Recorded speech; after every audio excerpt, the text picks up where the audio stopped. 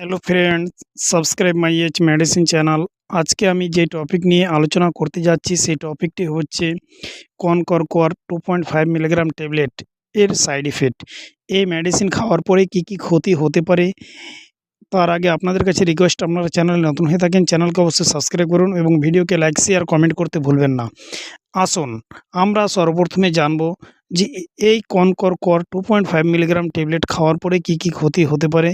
এই মেডিসিন খাওয়ার পরে বেশ কিছু ক্ষতি হতে পারে, যেমন পুরো শরীরের মধ্যে ব্যথা হতে পারে, যাকে বডি পেন বলা হয়।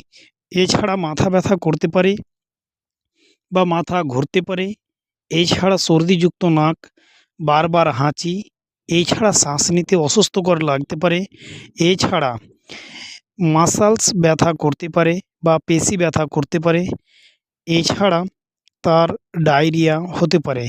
এই সমস্ত সাইড ইফেক্টগুলো যদি দেখা দেয় তাহলে অবশ্যই মেডিসিনকে সঙ্গে সঙ্গে বন্ধ করবেন এবং ডাক্তারের সাথে কনসাল্ট করবেন।